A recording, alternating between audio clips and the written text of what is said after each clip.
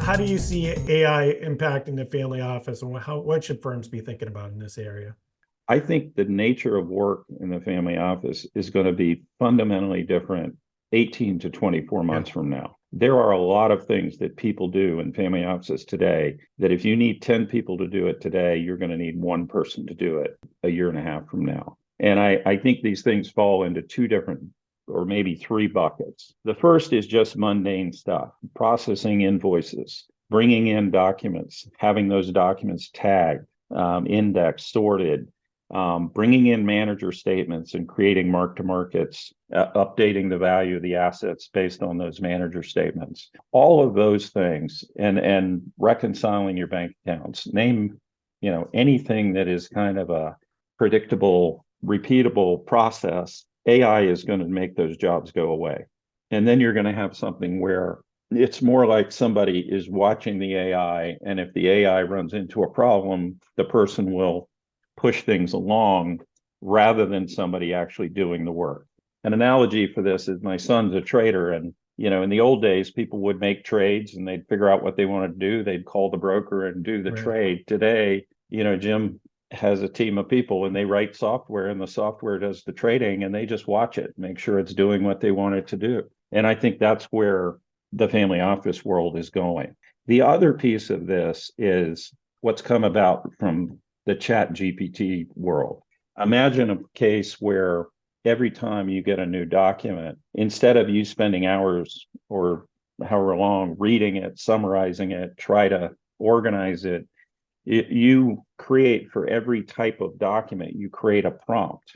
And then that prompt is used along with a, Eton GPT, which is a version that we've created of GPT that is specific to the family office world, so that as you're loading your tax return into the system's automatically creating a summary that says whose tax return is this, which government entity, what form number is it, what's the taxable income, what's the tax paid, all the things that you would want to know about a tax return are just automatically getting summarized and put on a schedule for you or put into the database and made available to the clients. And then even beyond that, being able to look across all of your clients and see trends about, what's going on with the tax returns across the client base. Are people's income going up or down? Nobody does this today because it's just so much work to do it. I think going forward, these kind of questions that people didn't ask because it was just too much mundane work to answer them are going to be pretty easily answered in the future, assuming you have all your data in one integrated database Right. and you have a system where there are closed loops where people can help the AI when it needs assistance. And AI, I don't think necessarily replaces people. It just makes those people way more effective. And so that kind of mundane stuff that we would like to be able to have done without having to do it ourselves, I think that will be totally transformed in the next 18 to 24 months. And then obviously the other thing is doing things like spotting trends, creating data mining more. How do I look across my client base and figure out what's going on? How do I use the data to determine, well, this, I've got 100 family members. Well, this family member's on a bad path because, their spending is out of line with their resources, and all kinds of other ways that AI can help answer or give us an early warnings system about all types of different things, or just creating opportunities in the system, and things as simple as, when does my insurance policy expire? Right. That stuff just can be part of when I load the document, load the new insurance policy. Chat GPT tells me what the expiration dates are and updates the database. I don't have to have somebody creating and scheduling all that stuff and then monitoring it, because the system will be able to do it for you.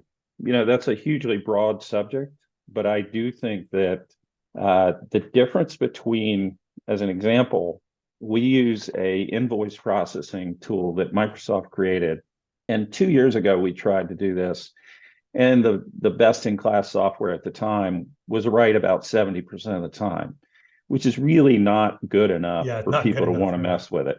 This Microsoft tool, we've run thousands of invoices through this thing in 14 different languages, including Japanese and Mandarin, and it is almost flawless. It is unbelievably good. It's 99%. And it's specific, Microsoft has trained this on millions of invoices. And this is one of the key things going forward is are you positioned to take advantage of these technologies? And what's going on is people like Microsoft and AWS, Amazon are creating all these phenomenal tools. But if you want to take advantage of these tools, you have to be in their cloud and you Yeah. have to be cloud native. And so I think that's part of AI is it is going to force you to make some decisions about your technology and what type of technology you use if you want to be able to take advantage of the huge improvements that are going to happen in the next several years. It's so much information that family offices have to deal with is unstructured data. It comes in documents, right? That's Invoices, right. the whole alternative investment world never left the 90s. It went from No, a document into like a digital PDF, but never got structured information, right? So and all that becomes easily accessible, becomes structured information, that low value first mile type of activities goes away. And like you said, to your prompt, to be able to look across, hundreds, thousands of subscription agreements and be able to see outliers and to be able to do liquidity forecasting better. It just wasn't even possible just because of the nature of the data and how manual that process was before. So I always tell everyone, to really take advantage of AI, you need all your data in one place, one system, and you need closed loop systems so the people can help the AI when it needs. yeah. And so I think we're incredibly well positioned to take advantage of these things. And I think you're going to see huge wins in the platform in the first half of 2024.